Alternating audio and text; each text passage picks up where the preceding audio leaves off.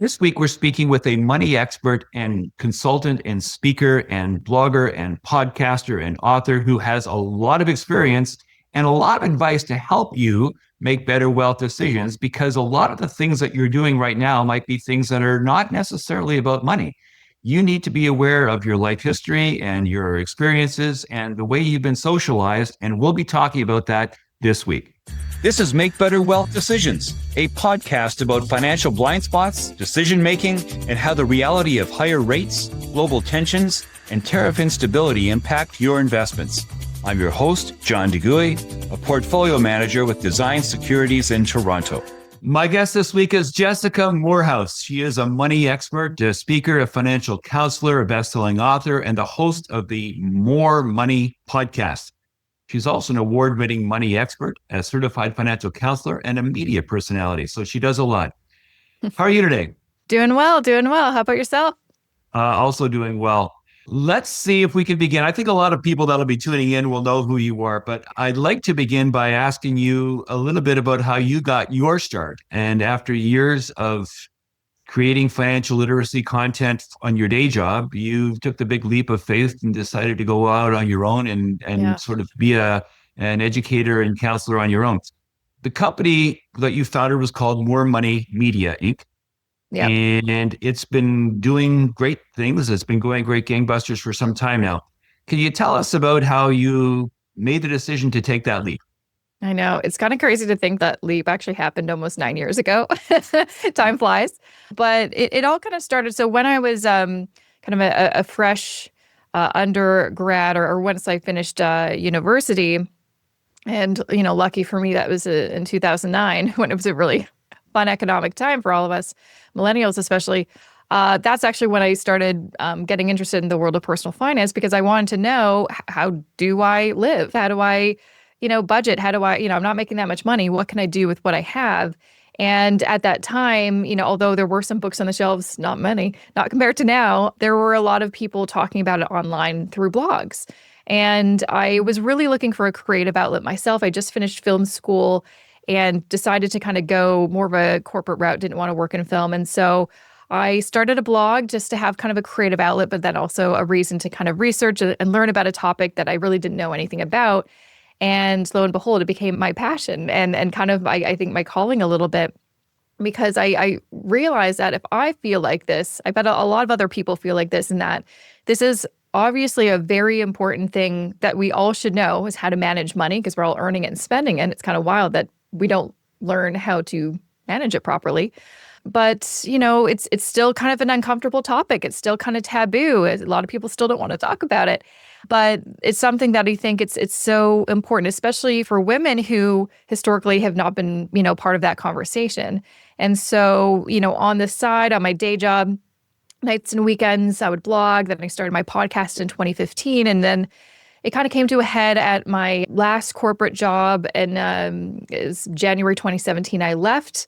I'd kind of had enough of the corporate grind and realized, like, if I'm going to take a leap of faith and try something new and, make my kind of side hustle into my full-time career, which, I'm spending almost full-time hours on anyway, this is the time to do it. At that time, I just turned 30, so, quarter life crisis, I suppose. But left that job. And this January 2026 will mark 9 years since I made that leap. And it was obviously the best decision I could have made. Didn't know that at the time. Thank God things worked out. It was really scary for the first couple of years, really not knowing what the heck I was doing. I don't have a business background, so I was learning on the fly. But I always tried to, as kind of my anchor, to realize, okay, why am I doing this? What is the purpose? So obviously to make a living. But more importantly, it is, at the end of the day, I've always wanted a career that felt like I was doing some good and helping people.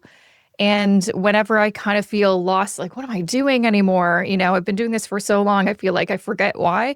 I always kind of try to bring myself back to remember how good it feels when someone tells you, oh my gosh, thank you so much for that podcast episode, or thank you so much for saying this, or thanks for writing your book. It changed my life. I'm like, this is why I do it. I want to change lives. And I know that sounds a bit cliche, but I really do. And so that's what's been driving me ever since.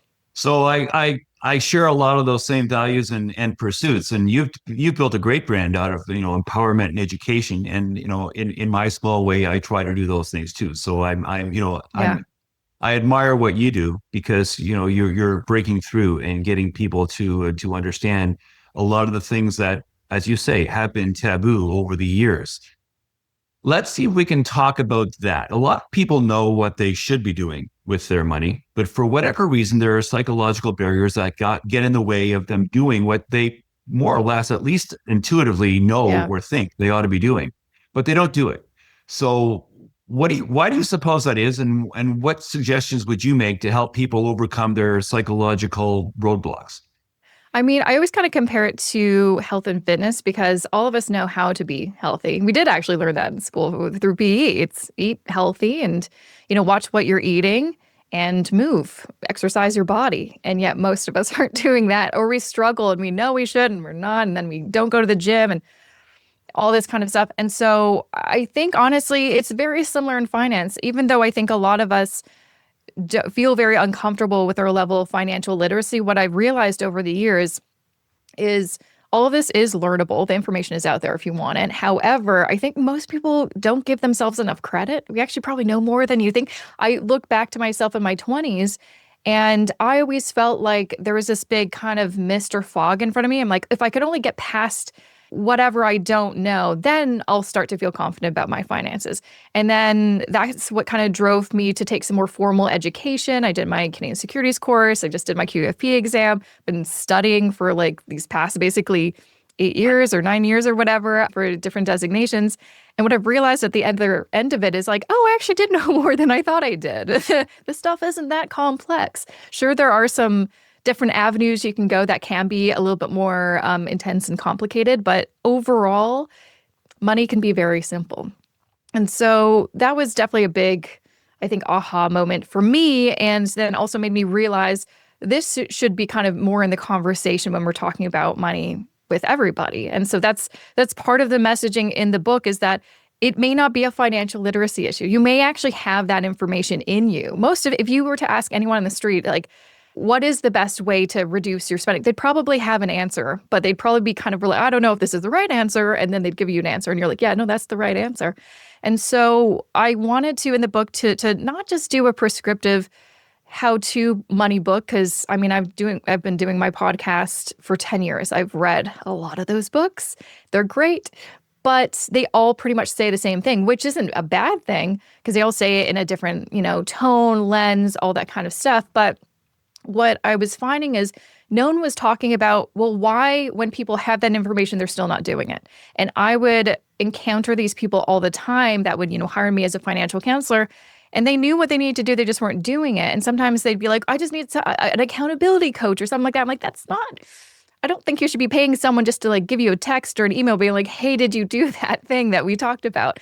That may not be the thing. You do need to find that inner fire, that self-motivation. You need to be kind of the driver. You can't allow someone to always be your accountability. And so I really wanted to explore what are those internal and sometimes external barriers that are making it harder for you than, say, your next door neighbor that seems to be thriving when they may not earn more than you and may not have more information than you.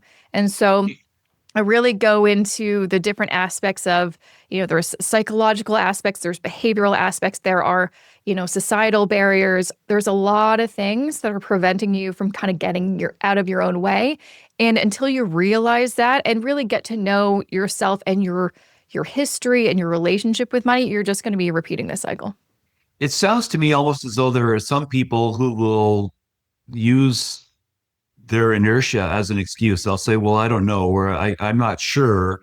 And they will do nothing, or they will not do what they are 95% sure is what needs to be done because it gives them an out. It gives them an excuse to go to the movies instead of staying in, or to not necessarily go for the upsell and something.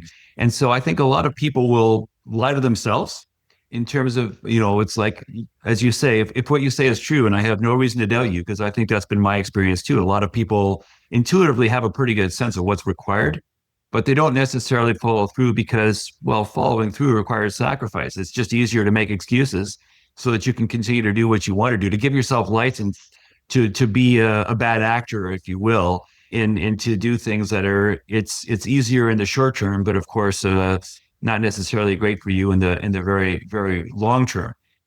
I Um, mean, it could be, it's interesting because I feel like from the outside looking in, it may look like someone's making an excuse for their inaction.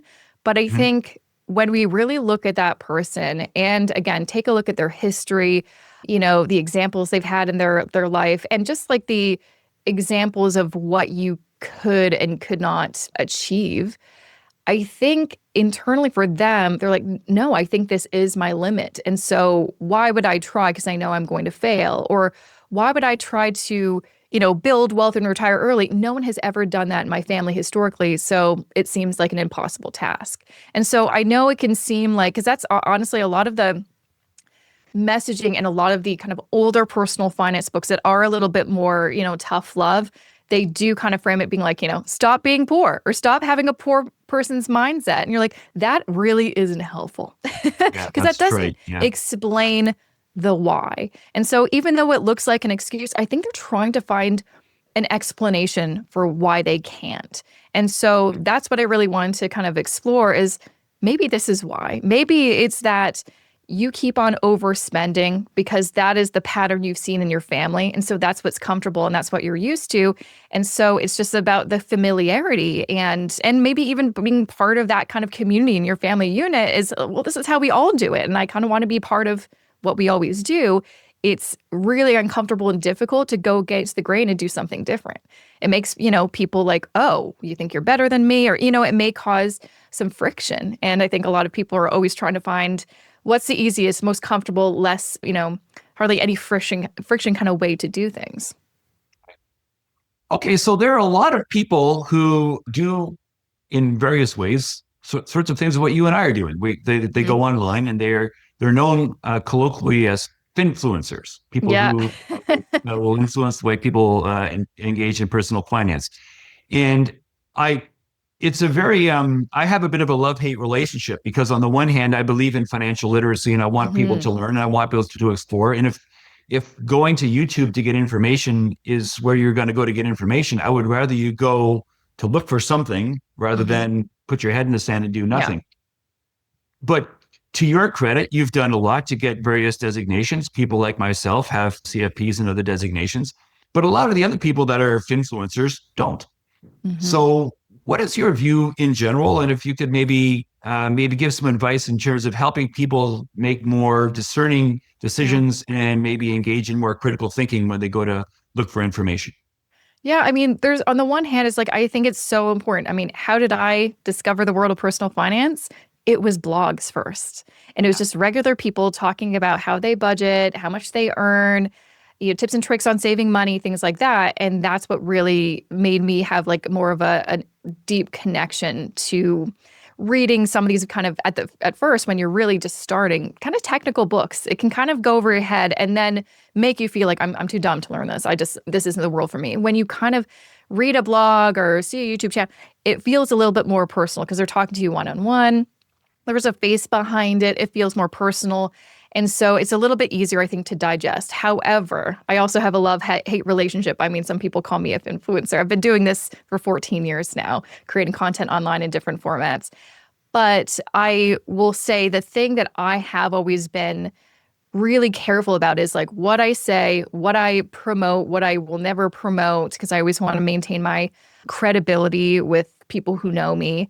But I've always wanted to excel and grow. And so for me, I always knew at a certain point, and that was kind of when I decided to become full time, wasn't just a hobby. I needed to get some formal education because I also needed to see, I knew there was gaps in my literacy and I needed to fill those gaps and see what I was missing. And then it kind of became, I mean, now I'm an ever student. I'm always going to be a student and probably get another designation after this.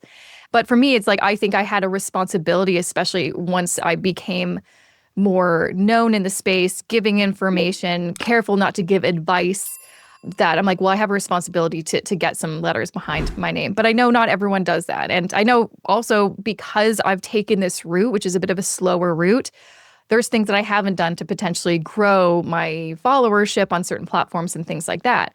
It's complicated. There's a lot of great people in the space. There's a lot of people who give bad advice and bad information because either they don't know better or they don't care because they're just in it to make a buck and then they're gonna retire early and go to Portugal or something like that. So you got to be as a consumer of this information. I always tell people, first understand that creator's background experience to see, are they credible? Are they just honestly regurgitating whatever they find on ChatGPT? And, take everything with a grain of salt. I mean, for me, even if I'm looking up information, there's obviously there's, a number of great platforms that are credible. Like, honestly, you can find some great white papers, and all the banks and financial institutions have to do research. And there's some really great stuff that, has been vetted. And then there's a lot of stuff you're like, I'm going to have to check if that's right, because that feels kind of like not quite right. And so I always still do my own due diligence when I'm looking at information about this kind of stuff. So you just got to be aware and careful and don't just, well, this person said this, so it must be true. It's like, well, you got to fact check. You got to, because there's not enough fact checking going on. I feel like when I used to be a blogger and we had this very, kind of, everyone knew each other in the Canadian blogosphere, as we called it back then.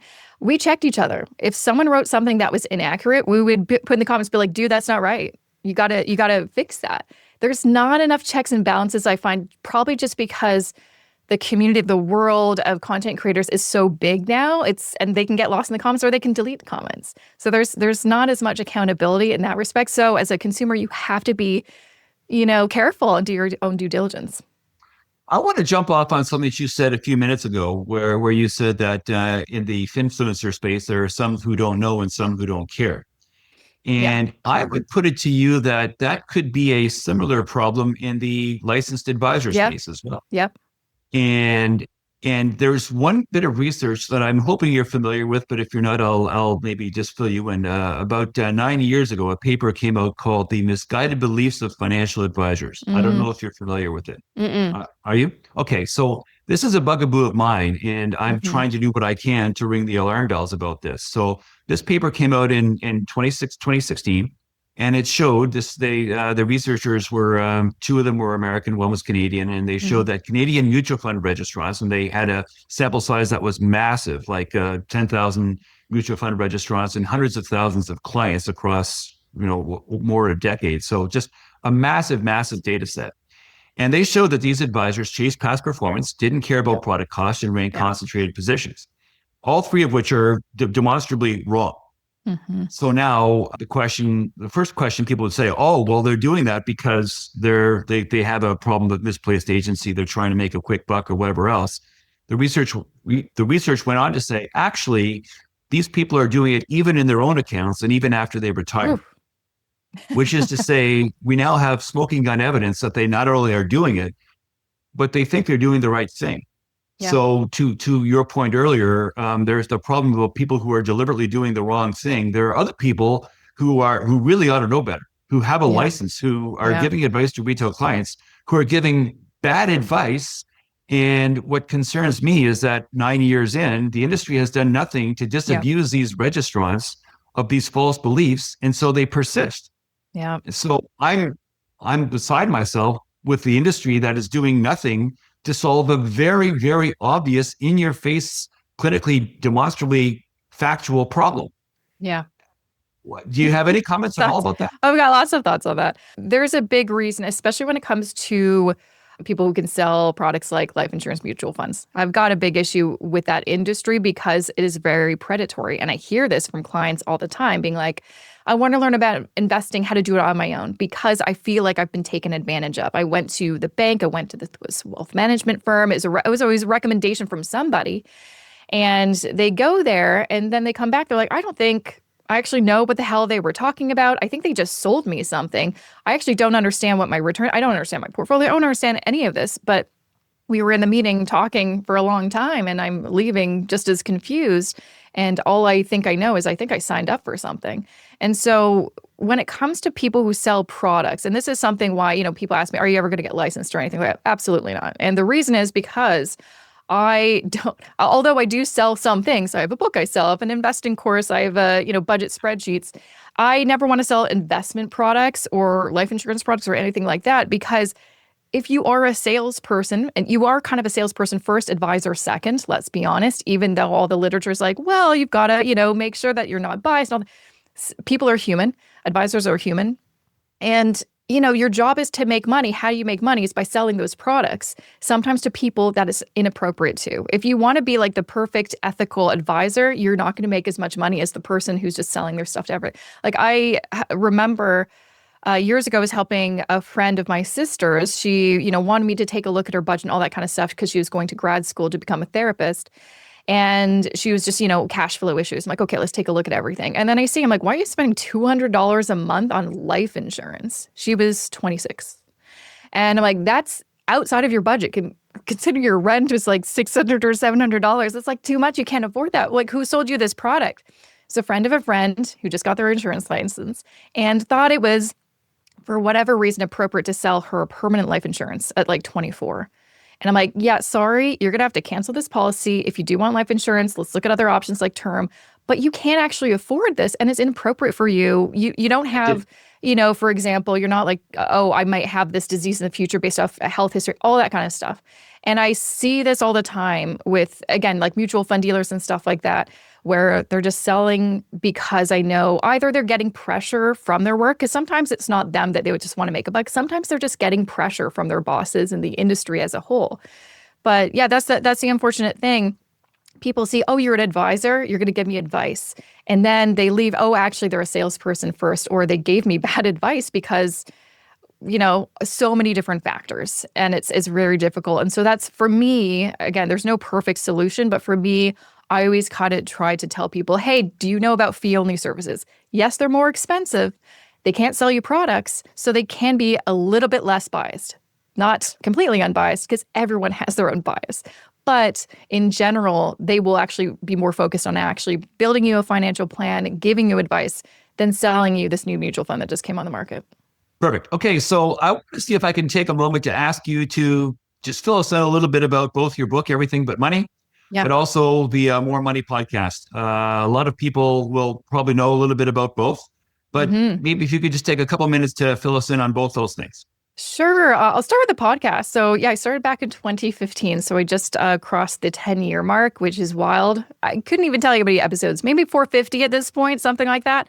And so I'm just starting to get this season, the fall season, doing a short season of the podcast going, and then trying to figure out what's the next step. After doing it for 10 years, you kind of want to take a moment to step back to be like, what are we doing? Do we want to refresh it, do something completely different? And I think that's what I want to do. I've been interviewing guests for 10 years. I need a minute to see what's going on. So stay tuned for that. And for the book, it has honestly been one of the most exciting things. I mean, who doesn't dream of writing a book one day? And so for it to actually have happened, it's still kind of a pinch me moment. But yeah, no, I started writing it in 2013, and then editing takes a lot longer than you think. 2014 or 2024 rather, sorry. 2023 is when I wrote it. And then it came out New Year's Eve on December 31st, 2024, which is a pretty fun New Year's party to host at my house.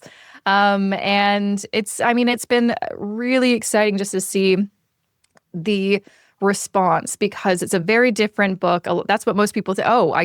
Now I get why the title is Everything But Money. The point of the book is to show you that your struggles with money are likely about everything but money. Money is probably not actually the bad character. It's all these things that surround it, such as if you have childhood trauma, if you have any kind of internal trauma, internalized trauma, if you have generational trauma, things that you've inherited from your ancestors. A lot of people have never made the connection between that and what they're doing day to day. And I give personal examples. I dive deep. I did a lot of therapy. I did a lot of research just to give you a sense of this is what happened to me. And then also just to give, different perspectives. I interviewed a ton of people that were so vulnerable and shared, some of the things that happened to them or what they've realized over time. Just all these different stories that hopefully you can find one or two that you're like, oh my God, that's me. That's me. And that's the exciting thing is I hear a lot of people being like, I read so-and-so's story in your book, and that was exactly how I grew up. And now it kind of starts to make, sense why I'm really afraid to start investing, because I realized my great-grandpa lost everything in the crash of 29. And so lots of these things I really want to just show you, these could be all the things that are informing every single financial decision you make. And so you're not bad with money. You're not just, making excuses. There's probably something else going on. And until you realize it, how are you going to start doing anything different? How are you going to, stop some of these negative behaviors that are hurting you for your financial future? How can you start rewriting a better money story for yourself in the future until you really do the digging into your past? And then, there's a really great, my favorite chapter is probably the last chapter, all about money and happiness, because it just gives people, I think, a better perspective, especially in this world where we're kind of wealth obsessed and material obsessed, just because of what we're seeing on social media and reality shows and movies. Everyone's on a yacht, has a private plane. That is not reality.